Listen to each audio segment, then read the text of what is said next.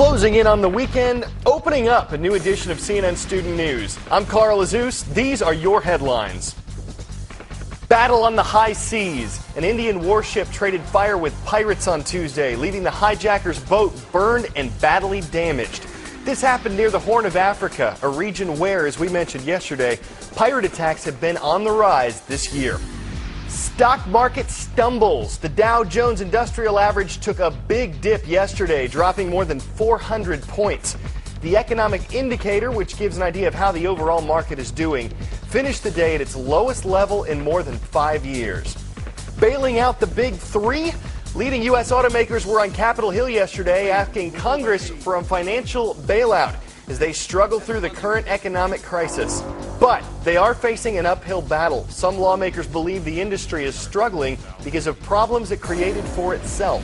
And the Senate has canceled a vote on the issue that was scheduled for today. And a campaign conclusion. Longtime Republican Senator Ted Stevens has conceded the race in Alaska to his Democratic opponent, Mark Begich. With the win, Democrats now hold a 58-40 advantage in the U.S. Senate, with races in Georgia and Minnesota still undecided. Time for the shout-out. Which of these body parts is known as your windpipe? Is it your alveoli, your esophagus, your larynx, or the trachea? You've got 3 seconds. Go!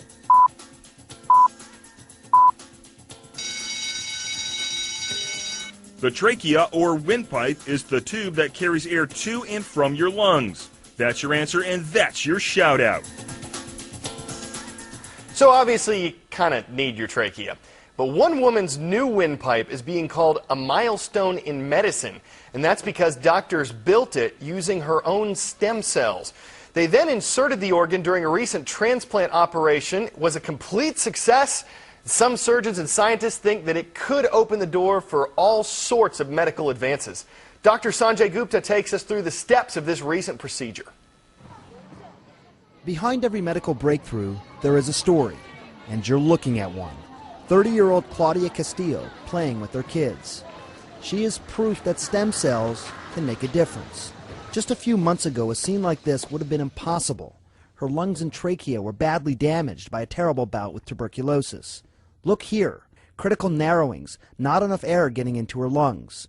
So her doctors decided to build her a new airway, using adult stem cells taken from her bone marrow, not from the embryonic stem cells that caused so much controversy.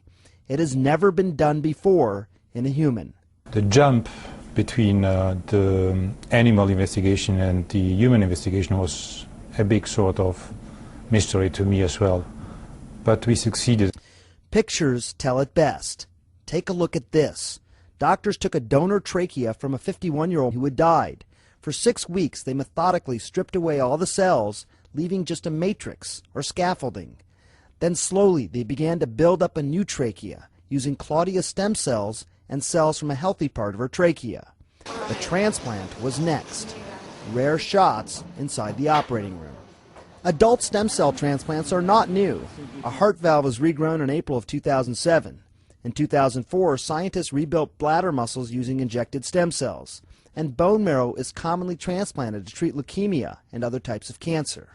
4 days after her transplant, doctors say Claudia's windpipe was almost indistinguishable from a healthy patient's. Today, she has no complications and no signs of rejecting the transplanted tissue. It's a long process, but 4 months after they operated on me, it's much better. I'm fine now. Doctors say they hope their success will open doors for future transplants to be performed and to help even more patients like Claudia return to normal lives. Dr. Sanjay Gupta, CNN, New York. A word to the wise. Safe haven. A place of protection or shelter. When Nebraska passed a certain law a few months ago, it hoped to establish itself as a safe haven for infants that weren't wanted by their parents. The problem is 35 young people have been abandoned since the law went into effect, and none of them are infants. In fact, all but 6 have been over the age of 10. Sean Calebs examines this controversial legislation and how Nebraska lawmakers are hoping to change it. It wasn't supposed to be like this. Nebraska lawmakers are set to close a legal loophole this week to make sure that only infants less than 30 days old can be abandoned at the state's hospitals under its safe haven law. Since it became law in July, any parent can legally abandon children of any age by declaring two simple words, safe haven. Heartbreaking, isn't it? Absolutely. Absolutely. It's unbelievable, the cases that we're seeing. Often, social worker Courtney Anderson has been the first comforting face children find. Some children have been begging their parents or guardians not to leave. They might not really understand why they're being left at the hospital, but they know that they are being left and the parent or guardian might be fleeing. Legislators admit a certain oops factor. We didn't think that it would be used to the extent it was. We didn't anticipate children coming from other states. Parents like Lavinia Coover say they've abandoned kids with mental issues that they simply can no longer control.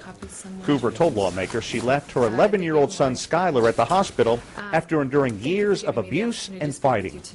Around 11:45 p.m. that night, I gave Skylar a kiss and a hug, and I told him that I loved him, and I went home.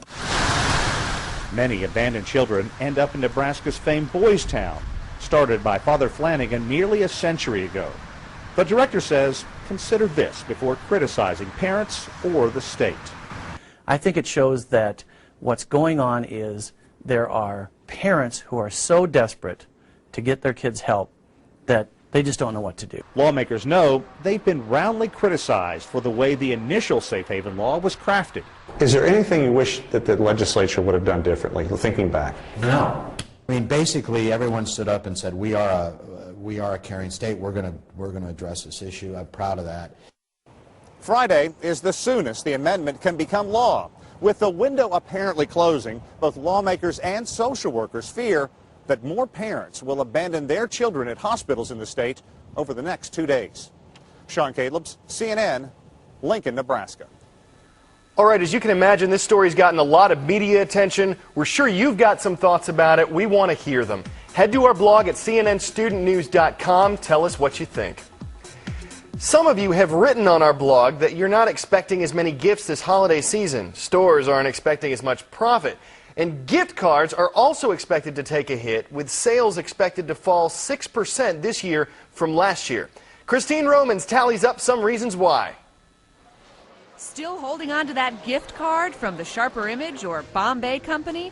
Too late. Out of business. How about Linens and Things? Better move fast. It's closing shop and liquidating. Consumers will lose $100 million this year on worthless gift cards from restaurants and stores that have gone belly up. It's tough out there for retailers. Mervyn's is going out of business for good.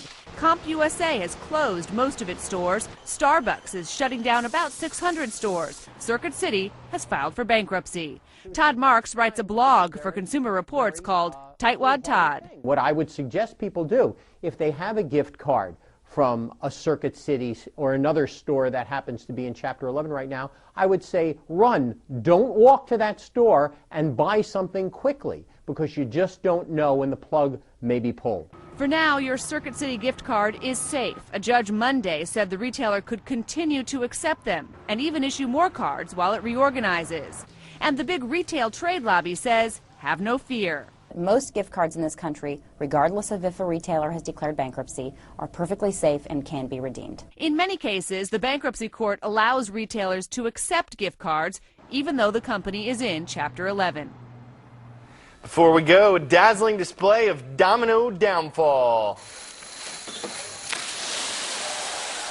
A year of planning, 8 weeks to set up, more than 4.3 million dominoes, all to see it come crashing down. But man, it looks cool when it does.